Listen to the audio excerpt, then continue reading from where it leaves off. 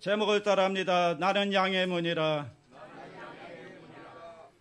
이 양의 문이라고 하는 것은 유목문화 속에서 예수님과 우리의 관계를 아주 간단하면서도 아주 쉽게 중요하게 설명하는 비유의 말씀입니다. 중동 지방에는 초원이 많지 않기 때문에 집 근처에 풀밭이 있는 곳이 많지가 않습니다.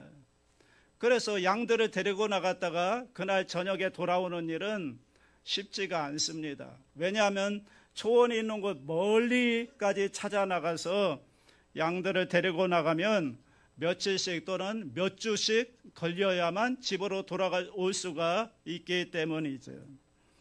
그래서 나가니까 목자가 낮에는 양을 데리고 나가 풀을 뜯게 하지만 밤이 되면 집으로 돌아오지 못하니까 그냥 들판에서 자야 되는 겁니다. 그래서 잠을 잘 수 있는 좋은 자리를 찾게 되면 목자는 양들을 재울 수 있는 우리를 만들고, 그리고 우리를 만들게 되면 여기에는 두 가지 경우가 있습니다. 첫 번째 경우는 목자들이 혼자 다니면 굉장히 위험하기 때문에 여러 목자들이 떼를 지어서 함께 이동을 하는 겁니다. 그렇다고 너무 가까이 붙어 다니면 양들이 풀을 먹기 어렵기 때문에 일정한 거리를 두면서 이동을 하게 되는 거죠. 그러다가 이제 밤이 되면 바람이 불고 그리고 짐승의 소리가 들려오면 무섭기 때문에 각자의 흩어졌던 양들을 다 한 곳으로 모여들게 하는 겁니다. 그러면 이제 목자들끼리 힘을 합해서 임시 우리의 양의 우리를 만들고 막사를 짓게 되는 거죠.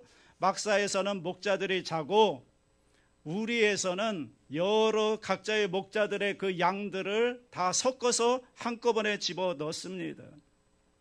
자, 섞어서 집어넣으면 헷갈리지 않을까? 헷갈리지 않는답니다. 왜냐하면 양들도 목자를 알고 목자들도 양들을 알고 이름을 각각 알기 때문에 한꺼번에 섞어 놓아도 다 자기 양들을 찾을 수가 있다는 거죠. 그래서 양들을 다 한 우리에 모아놓고 그 중에 목자 한 사람이 문지기가 되어서 밤새도록 그 양을 지키고 다른 목자들은 막사에서 잠을 자는 겁니다. 그 얘기가 3절과 4절에 나오는 말씀인데 우리 한번 함께 읽어보겠습니다. 문지기는 그를 위하여 문을 열고 양은 그의 음성을 듣나니 그가 자기 양의 이름을 각각 불러 인도하여 내노니라. 자기 양을 다 내놓은 후에 앞서가면 양들이 그의 음성을 아는 거로 따라오되. 이게 뭐냐 하면 한 목자가 밤새도록 양을 잘 지켰고 이제 새벽이 밝아오면 목자들이 양을 찾으러 올 거 아닙니까? 그러면 이 문지기가 양의 목자의 주인인지 얼굴을 보고 확인한 다음에 그 우리에 들어갈 수 있도록 안내를 해주는 겁니다. 목자가 우리 안으로 들어서면 양들은 자기 목자를 아니까 알아보고 목자도 자기 양들을 알고 이름을 부르기 때문에 그러면 양들은 기쁨으로 목자를 따라 우리 밖으로 나오는 것입니다. 그러니까 목자가 가기 전까지는 문이 절대로 열리지 않기 때문에 이런 의미에서 목자는 양의 문이다라고 말을 하는 거죠. 자, 두 번째 경우는 목자가 혼자 있을 때입니다. 밤에 되면 양들을 지킬 우리를 만들어야 되지 않겠습니까? 거기는 돌이 많기 때문에 이 돌을 낮은 담을 양떼 주위를 이렇게 뺑 돌리 우리를 만드는 겁니다. 그러면 이제 출입문이 없잖아요. 출입문을 만들 수도 없고 그러니까 이 출입문 자리에 목자 자신이 누워서 잠을 자는 겁니다. 목자 자신이 양의 문이 되는 겁니다. 밤에 양떼를 공격하려면 이 문으로 들어와야 되는데 목자가 거기에 누워 지키고 있기 때문에 목자를 넘어서지 않으면 양떼로 들어갈 수가 없는 거죠. 다시 말하면 목자 자체가 양의 문이 되어서 그 양떼를 지키게 되고 그래서 양들은 그 목자를 믿고 그 안에서 여러분 쉼을 얻게 되는 것입니다. 전에 KBS TV에서 티베트의 이 목자들의 생활을 방영을 했는데 제가 우연히 그걸 보게 됐습니다. 그 취재하는 날 날씨가 얼마나 추웠던지 이 카메라가 장비가 얼을 정도로 그렇게 추운 날씨였습니다. 취재진들은 그 막사 안에 들어가서도 벌벌벌 떨고 있는데 그런데 이 목자들은 그 추운 날씨에 밖으로 나가서 양들과 함께 그냥 모포 하나를 쓰고 거기서 밤새도록 양들과 함께 있는 겁니다. 취재진 중에 하나가 나가가지고 그들에게 질문을 했습니다. 이렇게 추운데 왜 밖에서 잠을 잡니까? 그랬더니 목자들 중에 한 사람이 대답하기를 맹수의 습격으로부터 양을 지키기 위해서는 밖에서 자야 합니다. 텐트 안에서 잠을 자면 양들의 비명소리를 들을 수 없기 때문에 양들이 맹수들에게 물려 죽습니다. 그래서 우리는 양을 보호하기 위해서 양과 함께 밖에서 밤을 지새웁니다 하는 말을 듣는데 마음이 찡하더라고요. 목자들이 저렇게 지켜주기 때문에 양들이 그것을 믿고 안심하고 쉴 수 있는 거구나. 그런 감동을 받은 적이 있습니다. 여러분, 예수님이 양의 문이라고 할 때 이 문이 가지는 의미가 뭐냐? 이 문의 기능이 세 가지가 있습니다. 첫째는 유일한 통로라는 개념입니다. 여러분 대부분 아파트에 사실 텐데 그 집 안으로 들어가려면 다른 구멍이 있어요, 없어요? 네? 아파트에 들어가려면 그 문 말고 다른 구멍이 있어요, 없어요? 없습니다.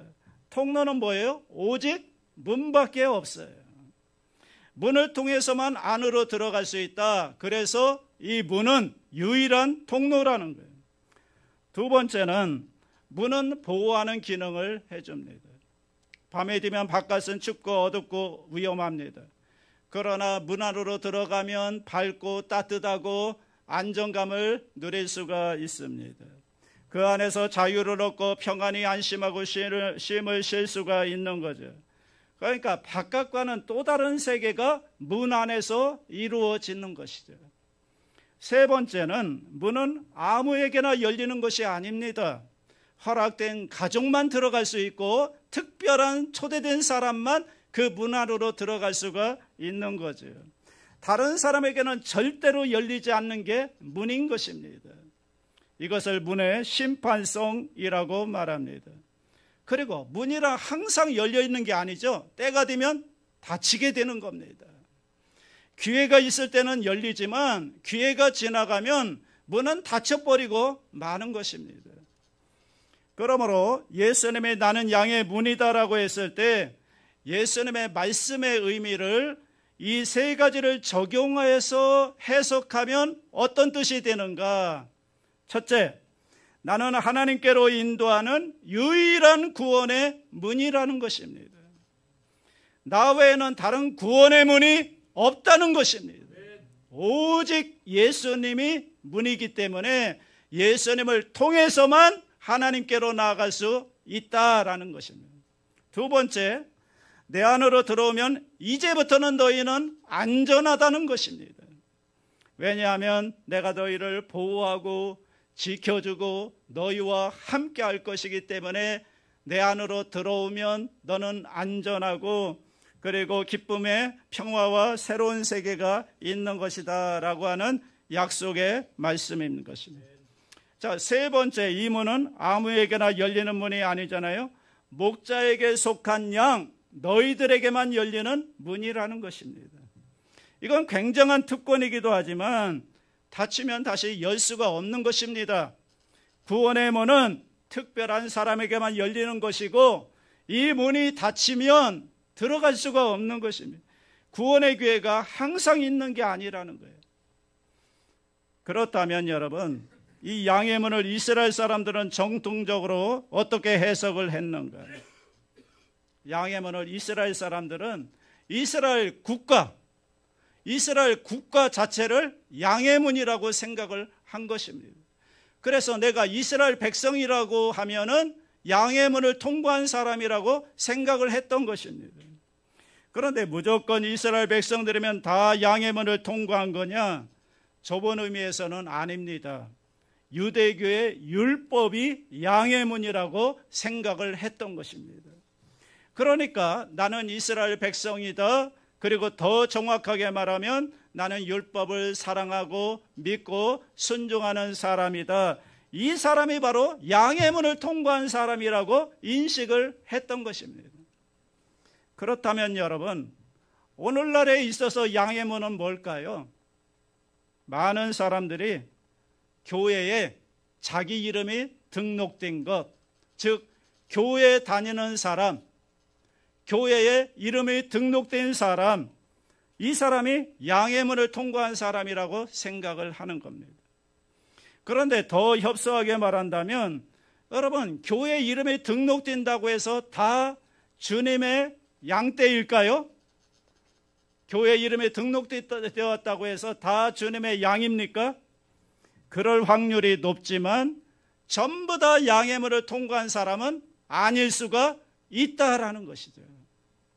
그래서 좀 더 협소한 의미에서 양해문이란 십자가를 의미합니다. 양해문이 뭐라고요? 십자가.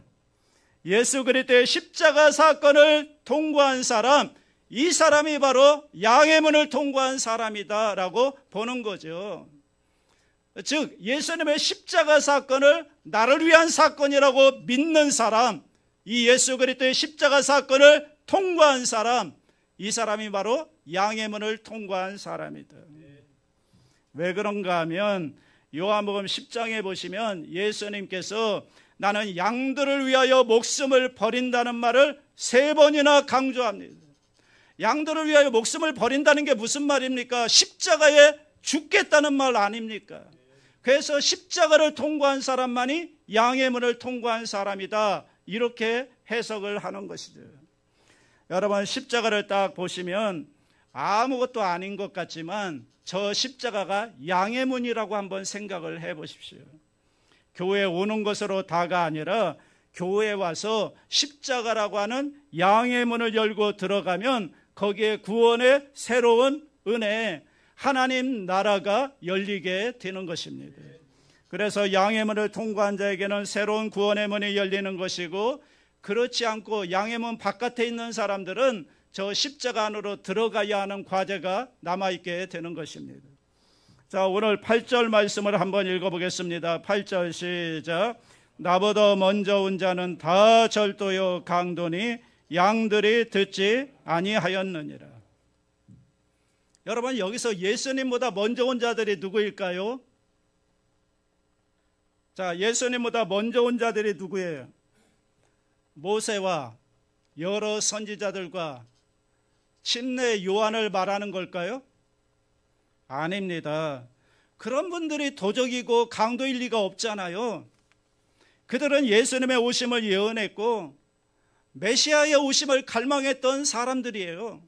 그래서 그들은 도적이고 강도가 아니고, 예수님의 지금 하시는 말씀은 지금 예수님 앞에 있는 유대교 지도자들, 바리새인들, 서기관들, 사두개인들, 그들을 향하여 너희가 도적이고 강도라고 말씀하고 있는 것입니다. 그러니 그 말 듣고 그 사람들이 얼마나 놀랬겠습니까? 그런데 왜 예수님은 그들을 보고 강도요 도적이라고 말을 했는가? 이유가 있습니다. 양들을 진정한 목자이신 예수님께로 인도하지 않기 때문에 그런 것이고, 그래서 결국 그 양떼들의 영혼을 구원받지 못하게 인도하는 그들이기 때문에 그들을 도적이요 강도라고 예수님이 말씀하고 있는 것입니다. 우리가 지난 요한복음 9장에서 살펴보았잖아요. 날 때부터 맹인된 사람, 그 눈을 뜨게 된 것은 하나님의 놀라운 은총의 결과 아닙니까? 그런데 그 사건을 보면서 유대인들은 자기들이 정해놓은 율법의 규정을 가지고 안식일에 눈을 뜨게 해서는 안 된다 하면서 그 맹인을 미워하고 여러분 출교시켜버리지 않습니까? 그리고 심지어는 예수님까지 죽이려고 달려들지 않습니까? 이렇게 예수님께로 인도하지 않는 모든 것들이 도적이고 강도인 것입니다. 그러므로 양해문이신 예수님께로 사람을 가지 못하게 하는 사람들, 예수님을 통하지 않고도 구원이 있다고 가르치는 모든 종교들, 그게 다 도적이고 강도라는 것입니다. 사람들이 볼 때는 뭐 진리의 시스템이라고 하지만 예수님이 볼 때는 일반적인 종교에서 여러분 예수님 없는 구원을 말하는 모든 종교와 가르침은 다 도적이고 강도인 것입니다. 왜? 예수님께로 가지 못하게 하니까. 예수님이 양의 문인데 양의 문을 통과해야 구원을 받고 영원한 생명을 얻는 것인데 예수님께로 가지 못하게 하는 모든 가르침들, 모든 종교들, 그게 다 도적이며 강도에 불과한 것이다. 자, 우리 9절 말씀 한번 읽어볼까요? 9절 말씀 시작. 내가 문이니 누구든지 나로 말미암아 들어가면 구원을 받고 또한 들어가며 나오며 꼴을 얻으리라. 내가 문이다. 나라고 하는 문. 그러니까 예수님의 십자가를 통과하여 들어가면 구원을 받는다는 거예요. 자, 예수님의 십자가 사건을 나를 위한 사건으로 믿는 사람, 예수님의 십자가를 통과한 사람만이 구원받은 하나님의 백성이고, 그리고 그 구원이 이루어진 사람에게는 또 뭐가 주어지느냐? 구원의 열매로서 뭐가 주어진다고 했어요? 들어가며 나오며 뭐를 얻는데요? 꼴을 얻는다는 거예요. 여러분, 꼴이 뭡니까? 꼴이 뭐예요? 자, 소와 양들이 먹는 풀, 양식, 먹으면 배부른 거, 그게 꼴이잖아요. 다시 말하면 십자가를 통과하게 되면 우리가 주님 앞에서 구원을 받고 더 나아가 그 십자가를 들어가며 나오며 뭐를 얻어요? 꼴을 얻는다는 거예요. 꼴을 얻게 되면 영혼이 잘됨같이 범사가 잘되고 강건한 은혜가 임하게 되는 것입니다.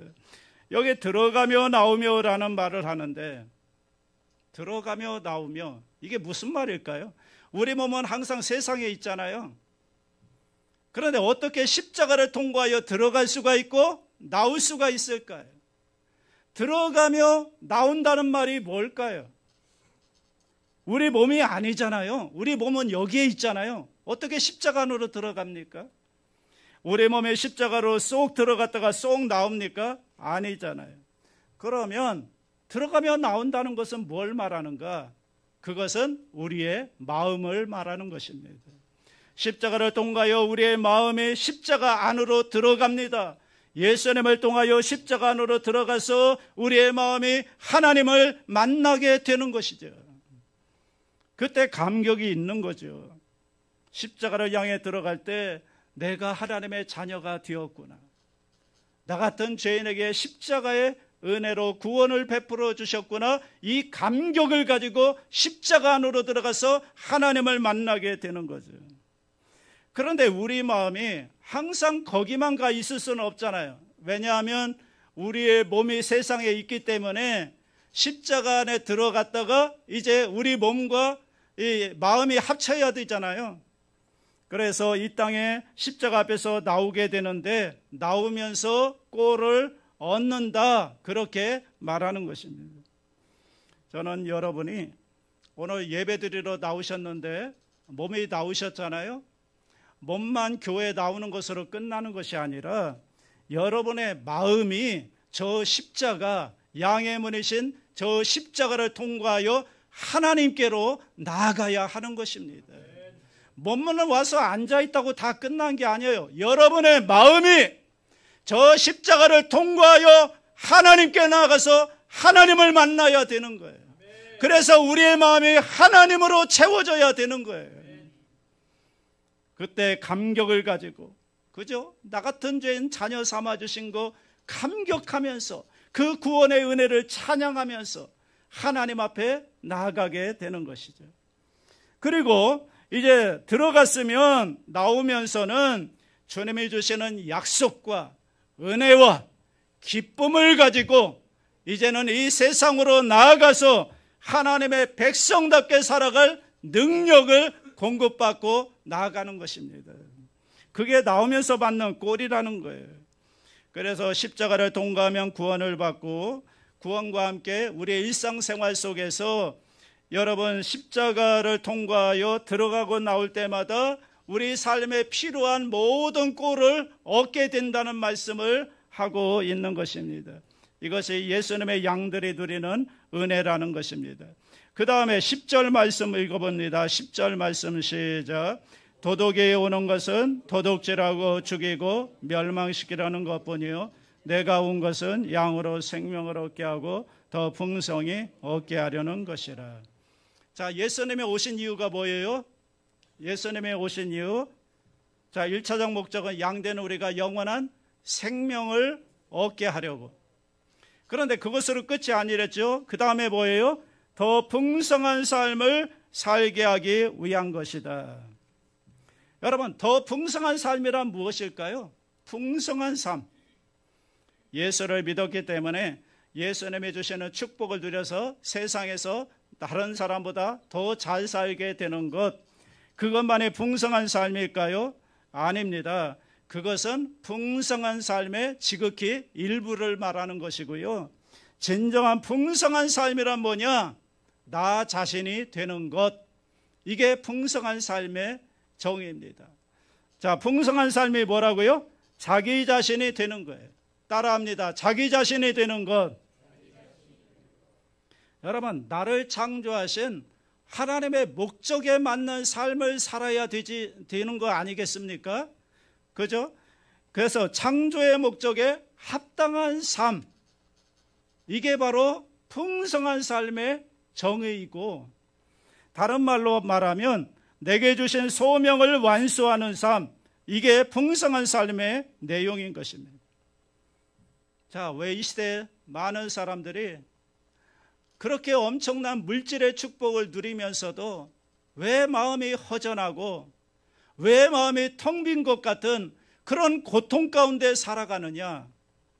나를 이 땅에 보내신 하나님의 존재를 부인하고 이 땅에 내가 받은 소명이 있는데 그 소명을 잃어버리고 살기 때문에 엄청난 물질의 풍요를 누리면서도 마음이 텅 빈 것 같고 아무것도 없는 것 같은 그런 여러분 고통 가운데 사는 것이죠.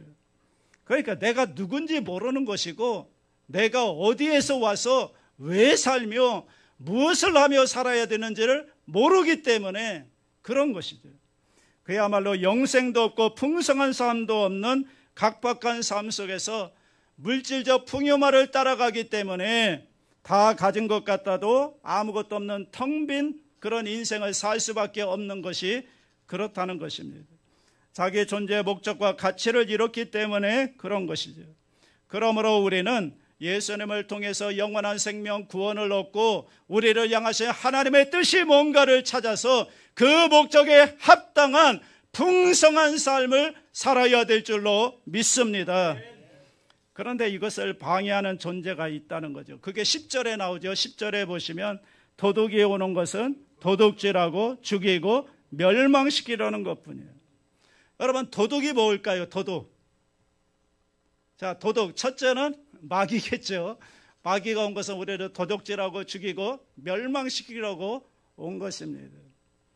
그런데 잘 들으세요, 여러분. 도적은 우리가 무척 사랑하고 좋아하는 것들도 도적이 될 수가 있다는 거예요. 여기서 도둑은 나쁜 것만 의미하는 게 아니에요. 여러분이 정말 좋아하고 갖기를 원하고 사랑하고 얻기를 원하는 그 수많은 사람과 사건들도 다 도적이 될 수가 있다는 거죠.